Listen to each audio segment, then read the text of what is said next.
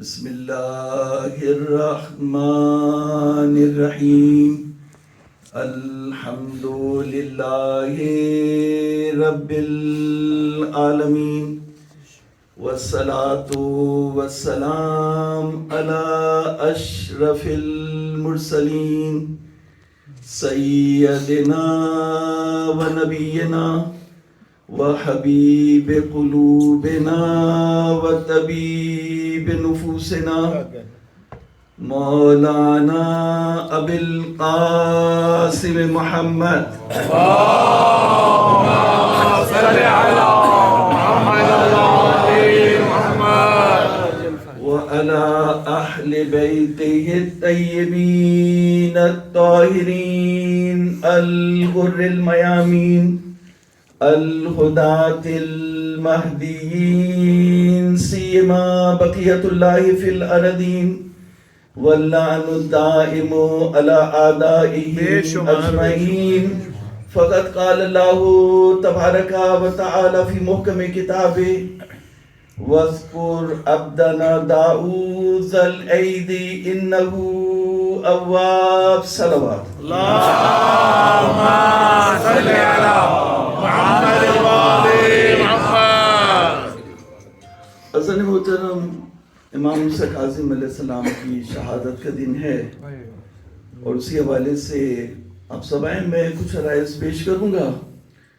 سورہ سعد قرآن مجید کا سورہ ہے اور اس کی آیت کا نشان ہے 17. ارشاد ہوا وَاذْكُرْ عَبْدَنَا داؤد، یاد کر ہمارے بندے داؤد کو، ذل ایدی، ہاتھوں والا تھا، طاقت والا تھا، انہو اواب، وہ ہماری طرف لو لگانے والا تھا. اس کا مطلب سارے نبی جو وہ کہتے ہیں سارے نبی چرواہے تھے، بیچارے تھے، ایسا کچھ نہیں ہے. کیا کہنے اللہ رب العزت جو وہ اس نبی کا ذکر کر رہے ہیں جو کنگ تھا، زمین پہ اس کی حکومت تھی. اور پھر اس کے بعد کہا وہ وَهَبْنَا لِدَاؤد سلیمان، ہم نے داؤد کو سلیمان عطا کیا. نعم العبد انہ اواب، وہ بھی ہمارا بہترین بندہ تھا اور ہماری طرف لو لگانے والا تھا. صلی علی محمد وآل محمد. اس کے بعد کہا وَاذْكُرْ عَبْدَنَا ایوب، اور پھر کچھ آیتوں کے بعد آگے بڑھی اور کہا وَاذْكُرْ عِبَادَنَا ابراہیم واسحاق ویعقوب، اور اس کے بعد واسماعیل وذا الیسع وذا الکفل. یہ یسع یہ وہی ہے جو جوشا، انگلش میں جو وہ اردو اور فارسی میں یوشا کہتے ہیں اور انگلش میں جوشا، تو قرآن مجید اس کو یسع کے نام سے جو ہے وہ یاد کرتا ہے. تو کہا کہ ان بندوں کو یاد کرو. تو اذان محترم مختصر سے فاصلے میں 9 نبیوں کا ذکر کر دیا اسی سورے نے. میں کہیں اور کی نہیں بات، اسی سورے میں 9 نبیوں کا ذکر کر دیا. تو بات کیا ہے؟ بات یہ ہے کہ اگر آپ کے پیش نظر اچھے لوگ ہوں گے تو آپ کی تربیت بھی اچھی ہوگی، سوچ بھی اچھی ہوگی. اور اگر پیش نظر برے لوگ ہوں گے تو پھر آپ کی سوچ بھی خراب ہوگی اور تربیت بھی خراب ہوگی. تو یہی وجہ ہے کہ تاریخ اسلام اگر نبیوں سے بنائی جاتی تو بات کچھ اور ہوتی ہے، اللہ والوں سے بنائی جاتی ہے. یا تاریخ نبوت ہوتی یا تاریخ امامت ہوتی، وہ بھی اللہ والے، وہ بھی نبیوں کے وسیلے. لیکن جب تم اپنے بنائے ہوئے لوگوں سے تاریخ بناؤ گے تو پھر بات شراب و کباب سے آگے نہیں بڑھے گی. صلوات پڑھ لیے محمد. اللهم صل على محمد وآل محمد. کیا کہنے حضور. تو کیا بات ہوئی؟ وَاذْكُرْ عَبْدَنَا داؤد، عبدنا میرے ہمارے بندے داؤد کو یاد کرو. تو آج ہمیں یہ حکم ہوا کہ عبد صالح کو یاد کرو. امام موسیٰ کاظم کا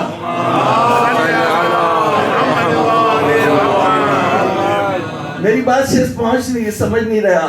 آپ کو یاد کر کرو داؤد کو. داؤد اتنا بڑا مقام رکھتے پروردگار کے ہاں, لیکن کہا عبد. اور امام موسیٰ کاظم عبد صالح. عبد صالح نہیں سمجھ سکتے آپ عبد صالح کیا ہوتا ہے. عبد صالح میں آپ کو ایک بات واقعہ بتاتا ہوں کہ امام موسیٰ کاظم کو جب قید کیا گیا تھا تو حکومت کی, آپ کو پتہ ہے کیا ہتھ کنڈے ہوتے ہیں کہ حکومتیں کیا کرتی ہیں, تو انہوں نے ایک خوبصورت کنیز کا انتخاب کیا اور اسے امام موسیٰ کاظم کی خدمت میں بھیجا کہ یہ کنیز ان کو اپنی طرف مائل کرے گی اور ساری ان کی عبادت دھری رہ جائے گی اور ہم پوری دنیا کو دکھا دیں گے ان کا, تو اس طرح سے جو وہ اپنا کاروبار چلائیں گے. تو اب کنیز جب گئی وہاں تو اب انتظار کر رہی ہے کہ کچھ بولے, وہاں امام کی عبادت ہی نہیں ختم ہو رہی, سجدہ ہی نہیں ختم ہو رہا. ایک نماز ختم ہوئی, دوسری شروع ہو گئی, دوسری ختم ہوئی, تیسری شروع ہو گئی. بھئی دن گزرا, رات آئی تو دیکھنے والے نے دیکھا کہ امام بھی سجدے میں, کنیز بھی سجدے میں. دوسرا دن آیا, دیکھا کہ امام بھی سجدے میں, کنیز بھی سجدے میں. کہا کنیز کو کسی اور کام کے لیے بھیجا تھا, یہ کیا ہو گیا, یہ تو بازی پلٹ گئی. اب جو آئے اس کنیز کو لے کے آئے ہارون رشید کی خدمت میں, تو دیکھا کہ اسے پوچھا کیا ہے بھئی تمہارا حال, تو اس نے آسمان کی طرف اٹھایا سر اور کہا قدوس قدوس سبحانک یا سبحانک, اور اس نے نماز شروع کر دی. اور جب نماز ختم ہوئی تو کہا تمہاری حالت کیسے ہوئی, تو اس نے ایک جملہ کہا, بس یہ جملہ میں نے آپ کو واقعات سنے میں جملہ ہدیہ کرنا چاہتا ہوں. کہا کہ میں نے عبد صالح کو دیکھا. تو بھئی جو کنیز ہو, گناہگار ہو, کسی اور مقصد کے لیے آئی ہو, جب وہ عبد صالح کو دیکھے تو اس طرح سے پلٹتی ہے.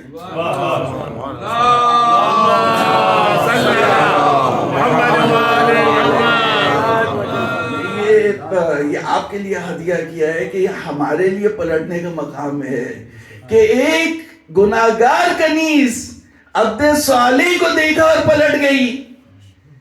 تو ہم بھی یہ امید کرتے ہیں, یہ دعا کرتے ہیں کہ پروردگار ہم عبد صالح کے بیٹے امام زمانہ کو دیکھیں اور پلٹ جائیں.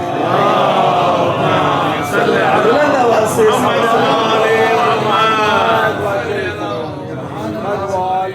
عبد صالح کو بیٹے کو دیکھے اور ہم پلٹ جائیں. تو یہ چیز ہے کہ امام کو دیکھ کے ایسا لگتا تھا کہ جیسے اللہ تعالیٰ نے انسانوں کو عبادت کے لیے پیدا کیا. امام سجدے سے سر نہیں اٹھاتے تھے.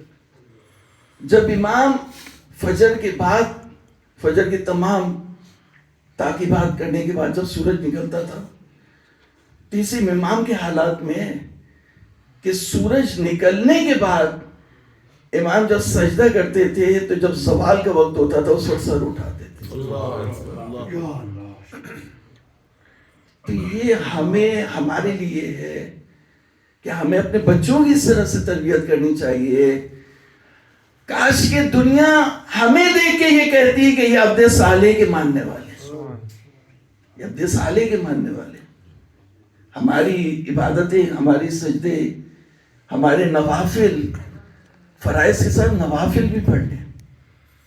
میں بھی درس دیتا ہوں تو اس میں یہ بات کہہ رہا تھا, تو میں یہ بریکٹ میں یہ بات میں کہوں آپ سے کہ اگر ہمارے نمازی 2-3 کام کر لیں, ایک تو نماز پڑھتے فرائض, اس کے ساتھ نوافل پڑھیں, تیسرا جو وہ کسی کی غیبت نہ کریں, اور چوتھا اپنے بال کو پاک کر لیں. بس یہ کمال ہے. صلوات پڑھ دیئے محمد صلی اللہ. ایک مرتبہ بلند آواز سے امام موسیٰ کاظم کی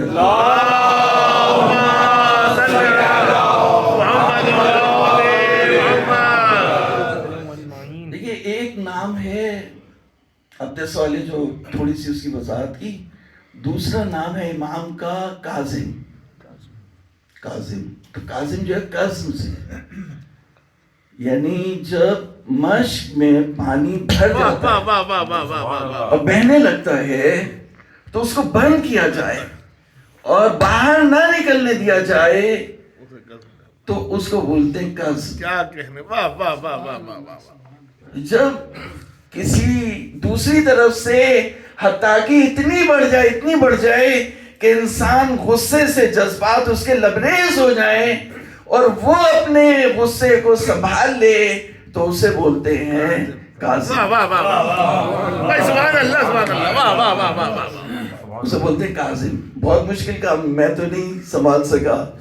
تو بہت سی دفعہ یہ ہوتا ہے کہ انسان کو غصہ آ جاتا ہے, بہت مشکل کام ہے. اچھا, پھر غصے میں ایک اور چیز ہے کہ غصہ جب انسان کو آتا ہے تو وہ برداشت کر جائے, اچھا کر گیا, لیکن دل میں قدورت ہے. جب دل میں قدورت ہے تو بدلہ لے گا, یا پھر دل میں کینہ آ جائے گا, یا کچھ نہ کچھ رہے گا سلسلہ, دل صاف نہیں ہوگا. تو کہا والعافین عن الناس, یعنی معاف کر دے. جب غصے کو پی لیا تو دوسرا اسٹیج یہ ہے کہ معاف کر دے, اور تیسرا اسٹیج یہ ہے کہ اس کے لیے نیکی کرے. تو اس بات کو اس آیت کریمہ میں کہا گیا والکاظمین الغیظ والعافین عن الناس واللہ یحب المحسنین. تو یہ امام کاظم کے بارے میں نہیں آیت کریمہ, بلکہ یہ امام کاظم کے ماننے والوں کے بارے میں. صلوات پڑھ دیجیے اللہم صلی علی محمد وعلی محمد. لیکن امام موسیٰ کاظم بھی اس کا مصداق عدم ہے, مصداق کامل ہیں. یعنی بصرے کا جو گورنر تھا, جب ہارون رشید نے کہا کہ بھئی ان کو قید کرو, تو وہ قید کیا.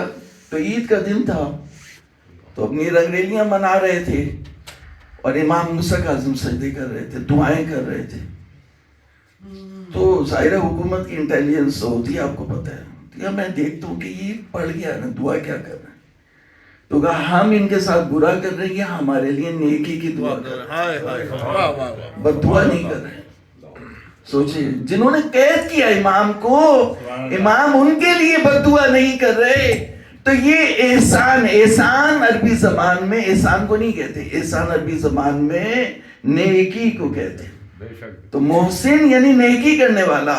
واللہ یحب المحسنین, یعنی اگر کسی نے تمہارے ساتھ برائی کی اور تمہیں غصہ دلایا, تم نے غصے کو پی لیا, پھر تم نے اس کو معاف کر دیا, اب اس کے اوپر ایک بہت بڑی چیز ہے جو ہر ایک کے بس کی بات نہیں ہے کہ تم اس کے ساتھ نیکی بھی کرو.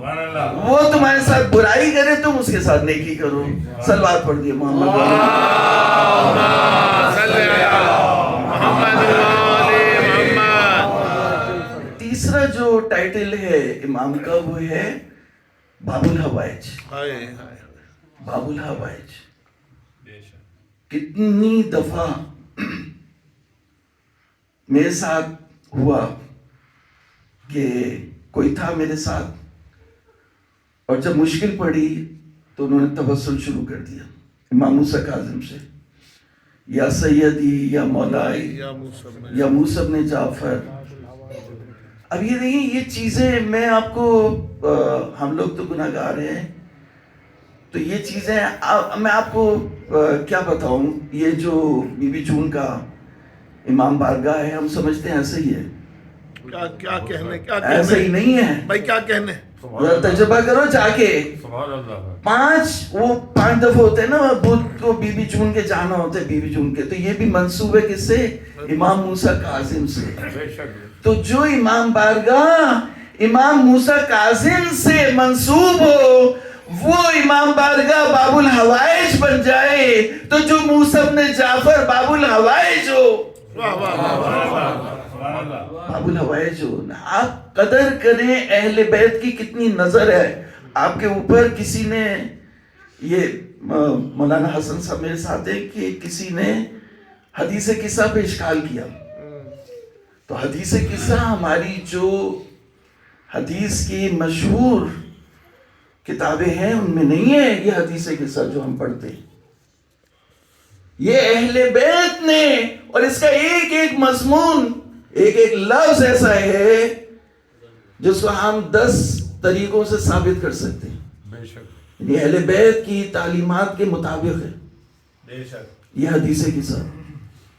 تو یہ خزانہ ہے جو آپ کو عطا کیا گیا, کسی اور کے پاس نہیں ہے خزانہ. بے شک بے شک.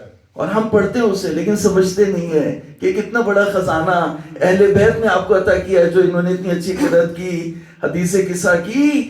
یہ حدیث قصہ یہ جابر ابن عبداللہ انصاری سے ہے نا. جابر ابن عبداللہ انصاری کے ایک وہ غلام بھی تھے عطیہ, جنہیں محمد ابن قاسم نے 200 کوڑے مارے تھے. کتنے کوڑے مارے تھے؟ 200 کوڑے مارے اس نے محمد بن قاسم. اتنا ظالم جلاد تھا یہ. اور ہمارے بچوں کو سکھایا گیا کہ یہ بہت اچھا آدمی تھا. تو عطیہ کو جب مانا تو عطیہ کو کہا کہ علی سے بیزاری طلب کرو. اس نے کہا کہ میرا تو آخری عمر کا حصہ ہے, میں کیا بیزاری طلب کروں, تم مارنا مار لو, میں تو بیزاری نہیں طلب کر. انہوں نے 200 کوڑے ایسے مارے تو بارڈرز پہ چلا گیا. اب وہ بارڈرز پہ چلا گیا تو کتنے ایسے شاگرد ہوں گے اور کتنے ایسے غلام ہوں گے جابر ابن عبداللہ انصاری کے, جو یہ راوی اتنا قیمتی ہے کہ امام محمد باقر علیہ السلام ان سے روایت نقل کرتے ہیں.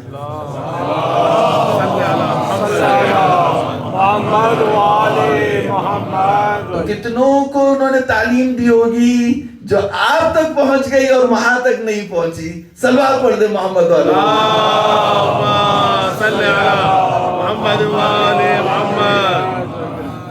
تو امام موسیٰ کاظم جو باب الحوائج یا سیدی یا مولائی یا موسیٰ بن جعفر, دیکھیں باب الحوائج کا کیا مطلب ہوتا ہے. یہ ہم دنیا کو خاص کر اپنے بڑے بھائیوں کو ایکسپلین نہیں کر پائے کہ دیکھو ہم مانگتے اللہ سے ہیں لیکن واسطہ بناتے ہیں اہل بیت کو. کیا بات ہے, واہ واہ واہ. مانگتے اہل بیت سے نہیں, اگر مانگے بھی تو اللہ کا نمائندہ سمجھ کے مانگتے ہیں. ہم موسیٰ بن جعفر کو, ہم علی کو اللہ نہیں کہتے بلکہ حجت اللہ کہتے, حجت اللہ کہتے. تو دیکھیں عقائد بھی. اب یہ جو بات ہے, ایک جملہ کہہ دوں, بہرحال میں چاہتا ہوں کہ زیادہ سے زیادہ موضوع پہ رہوں, کہ یہ جو کہا جاتا ہے مولانا صرف مسائل پڑھیے گا اور فضائل پڑھیے گا, صرف فضائل اور مسائل اور نہیں پڑھیے گا. مولانا ٹھیک ہے بھائی, مولانا کو پابند کر دیجیے, فضائل پڑھے اور مسائل پڑھے, تو یہ جو تصحیح عقائد ہے وہ کہاں ہوگا؟ جو امام جعفر صادق, امام محمد باقر کی حدیثیں اور تعلیمات ہیں وہ کون سنائے گا؟ بلند آواز سے صلوات پڑھیں.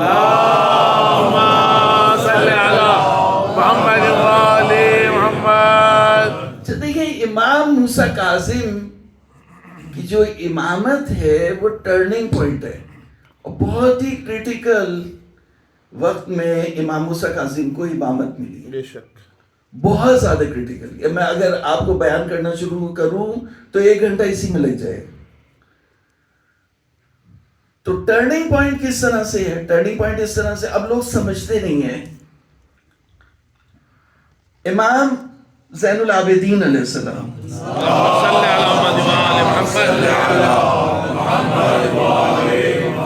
امام زین العابدین کو سمجھتے ہیں کہ صرف دعائیں پڑھنے اور گریہ کر رہے ہیں. 2 چیز سکھائی نا امام نے, دعائیں اور گریہ و زاری. اور یہی نہیں سمجھ سکے کہ بنو امیہ کی حکومت کو گرایا ہی امام زین العابدین نے. اب اس کو یہ سمجھا, یہ ساری چیزیں سمجھانے سے ان کے لیے الگ چیپٹرز ہیں جن کو میں ایکسپلین نہیں کر سکتا.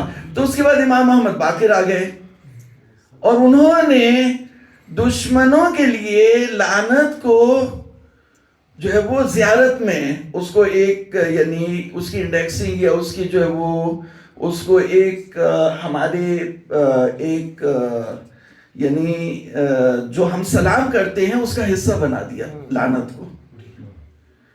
تو اب یہ دیکھیے یہ بھی ایک یہاں بھی یہ بات بھی واضح ہو جائے کہ لعنت بھی ہے, تبرہ بھی ہے. اب جو لوگ تبرے میں لگے ہوئے ہوتے ہیں تو میں ان سے پوچھتا ہوں کہ علی ابن یقطین کہاں ہے؟ کیا کہنے, بتائیے آپ. آپ سو رہے ہیں, جاگ رہے ہیں؟ میری طرف ہے یہ دیکھیں. علی ابن یقطین اگر تبرے کر رہا ہوتا تو ہارون رشید تو اس کی 2 منٹ میں چھٹی کر دیتا. بھائی شیعت کو کس طرف ڈائیورٹ کیا جا رہا ہے؟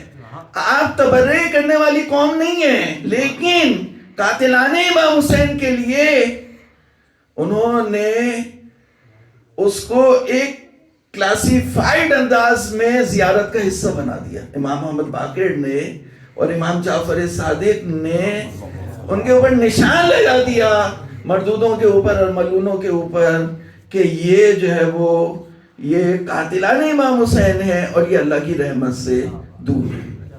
یہ ایک حقیقت تھی. اب بات آگے بڑھی امام موسیٰ کاظم پہ. تو اب تک جتنے بھی امام آئے تھے امام حسین سے لے کر اور امام جعفر صادق علیہ السلام تک، تو انہوں نے کسی نے بھی نہیں کہا تھا کہ ظالم کی حکومت میں چلے جاؤ. لیکن جب امام موسیٰ کاظم علیہ السلام آئے تو اور آپ سے پوچھا گیا تو آپ نے یہ بیان فرمایا، کفارت عمل السلطان الاحسان الی الاخوان. کیا کہنے. یہ ہمارے ہاں فقہ میں یہ حدیث ایک کلیدی حیثیت رکھتی ہے. یعنی مولا نے فرمایا کہ ظالم حکمران کے ہاں نوکری کرنے کا کفارہ یہ ہے کہ مومنوں کی خدمت کرو. تو ظالموں کی نوکری کرنا حرام ہے، ظالموں کو سپورٹ کرنا حرام ہے. شیعت جو ہے وہ شیعت ظالموں کو سپورٹ نہیں کرتی، لیکن شیعت حکومت سے الگ نہیں رہ سکتی. مولا نے کہا کہ ظالم کے ہاں نوکری کرو. اب دیکھیے ظالم کے ہاں نوکری کرنا، پہلا ٹائٹل یہ ہے، اب یہی پڑھاتے ہیں ہم فقہ میں، پہلا ٹائٹل یہ ہے کہ ظالم کی نوکری کرنا حرام ہے، ہو گیا. سیکنڈ ٹائٹل یہ ہے کہ اگر مومنوں کی مدد کرنا ہو تو مستحب ہے، ثواب ہے. مولا نے فرمایا جو اس نیت سے جائے گا حکومت میں کہ میں مومنوں کی خدمت کروں گا، وہ اللہ کا ولی ہے، اللہ کا ولی ہے. حکومت میں جانا، اب یہ بہت سے لوگ ہیں حکومت سے کٹتے ہیں، تو میں ان تک یہ پیغام پہنچا دیجیے.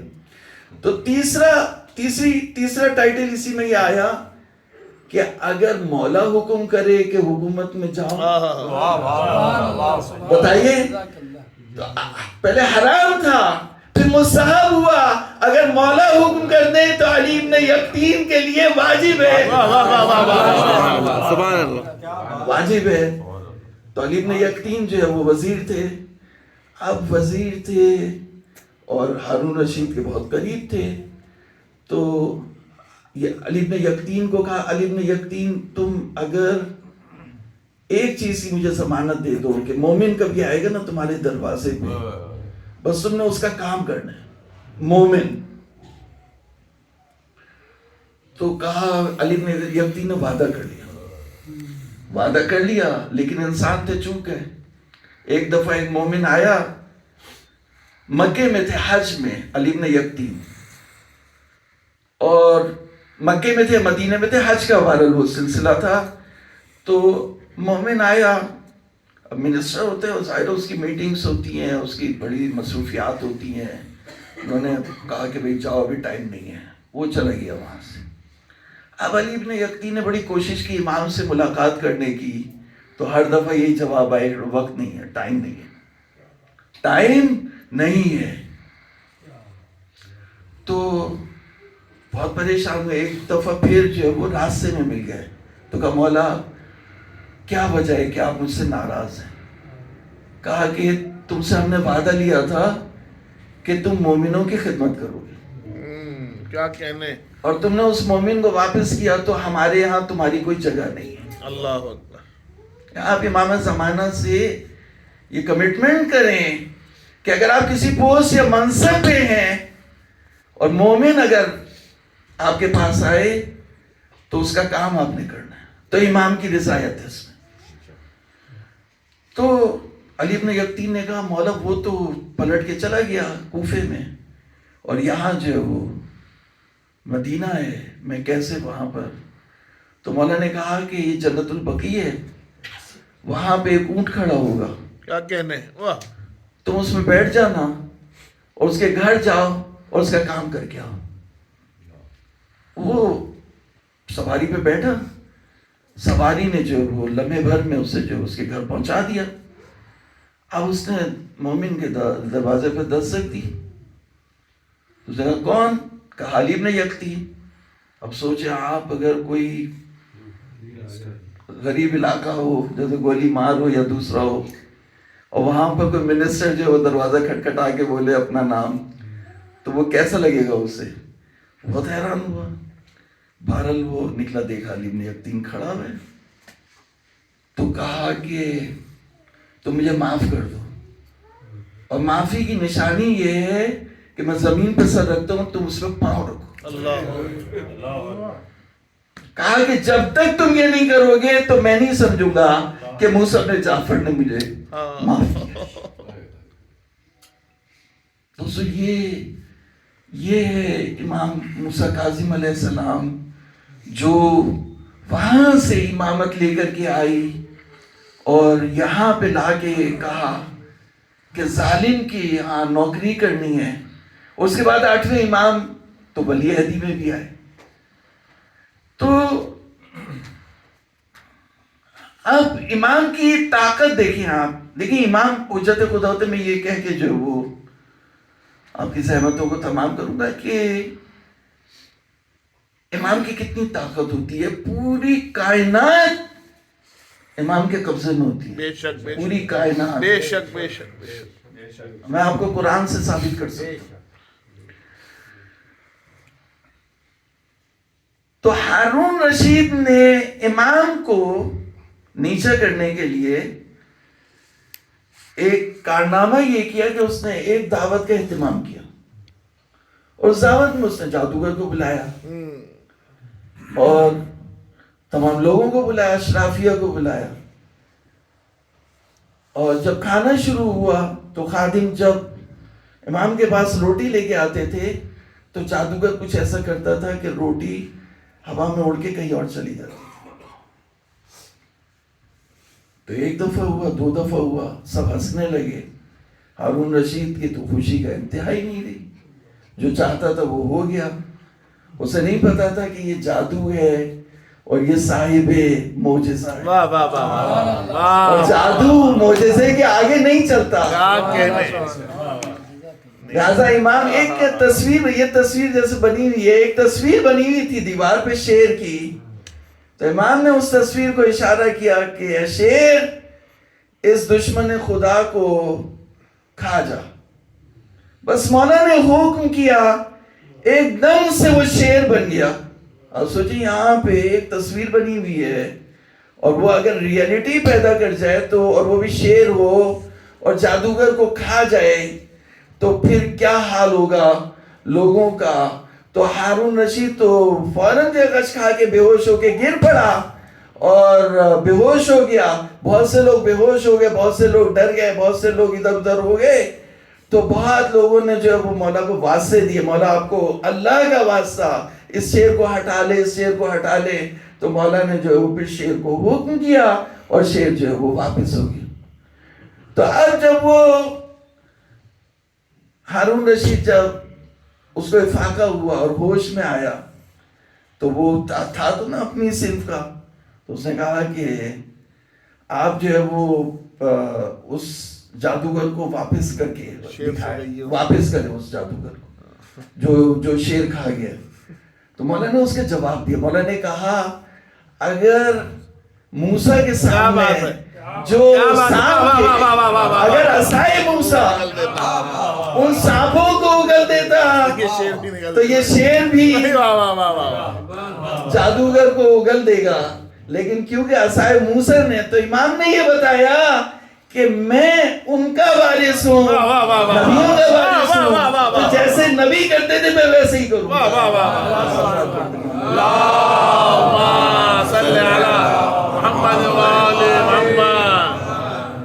دوستو امام موسیٰ کاظم علیہ السلام جو ہے وہ مسلسل عبادت کرتے رہے. امام جو عباسی جو خلیفہ تھے, امام کی جو ولادت ہے وہ 128 ہجری میں ہوئی ہے, اور امام سب سے بڑے بیٹے نہیں تھے.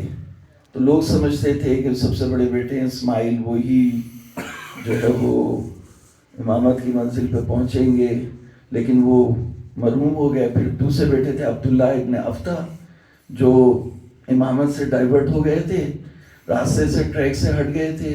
اور تیسرے یہ چوتھے بیٹے موسیٰ کاظم تھے. تو کوئی سوچ بھی نہیں سکتا تھا کہ یہ امام بنے گے. ان کی والدہ بھی جو تھی وہ اندلس سے تھی. اندلس یعنی اسپین کا جو عربک نیم ہے وہ اندلس ہے، حمیدہ خاتون.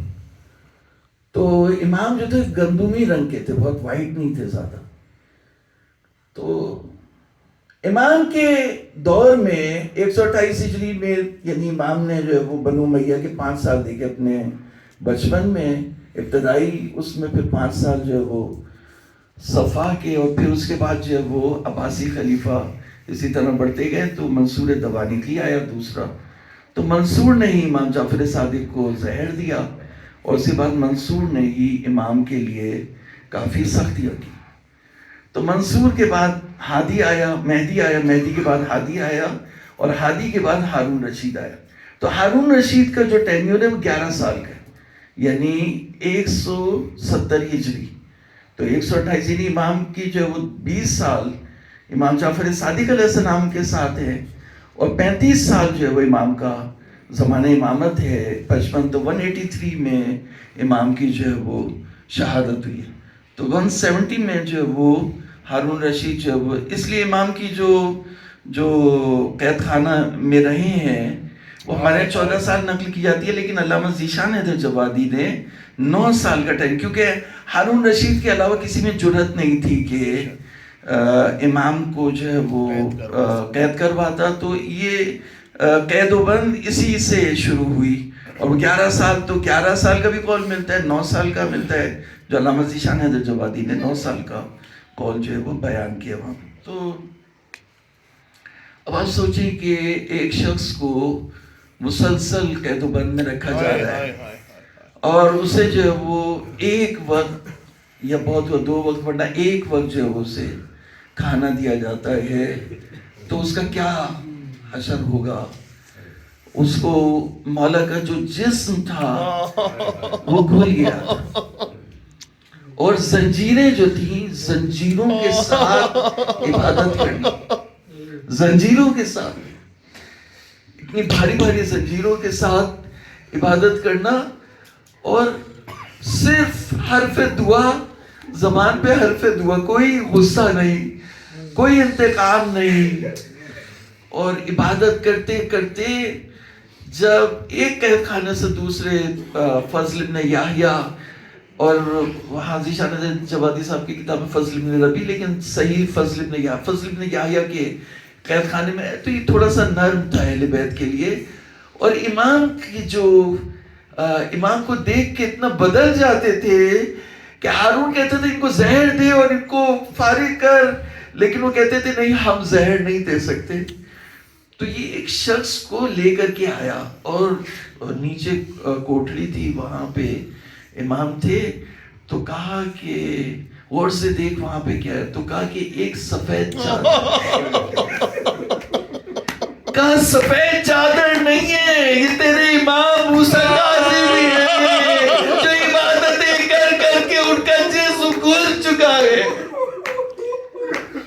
اس نے انکار کر دیا، میں نے زہر نہیں دے سکتا. سندیپ نے شاہ کے قید خانے میں لے کے آئے، اس نے زہر دیا، اور زہر کا اثر ایسا ہوا کہ امام 3 دن تک تڑپتے رہے. جب تیسرا دن ہوا تو امام کا بیٹا آیا، علی ابن موسیٰ رضا آئے، ایک نوجوان آیا، اور وہ امام سے لپٹ کے نیاز کرتے رہے. امام کا انتقال ہوا، امام اللہ سے جا ملے، اور انہوں نے غسل دیا، ولود کیا، کفن پہنایا، اور اس کے بعد وہ چلے گئے. اب یہاں پر جو سندیپ نے شاہ نے ان غلاموں کو کہا، 4 غلام تھے، کہ اس جنازے کو اٹھا بغداد کے پل پہ رکھ دو، اس سے آگے قبرستان تھا، وہاں پہ آگے چلا جائے گا.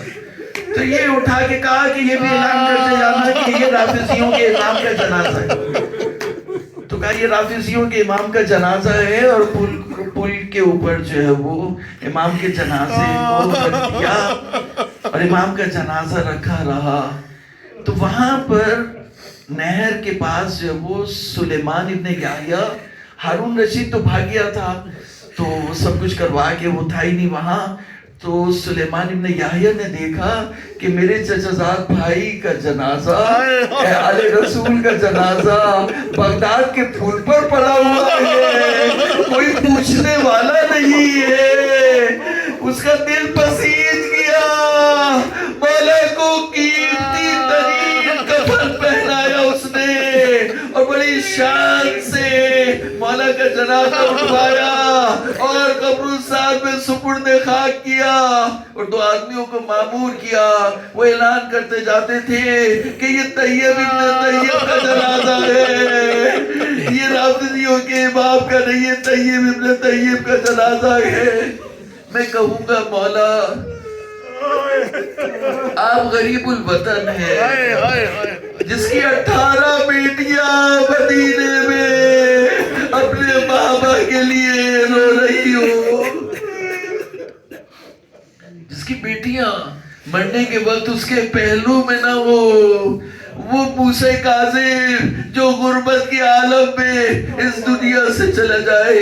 लेकिन मैं कहूँगा मौला आखिर एक सुलेमान पैदा हो गया जो आपको उसने इंतहाई बेहतरीन कफन दिया और बड़ी शान से सुपुर्द खाक किया। लेकिन गरीब रहलवा 3 दिन तक आपका लाशा जलती रेती पर पड़ा रहा, न बहन उठा सकी, न बेटी उठा सकी, न बेटा उठा।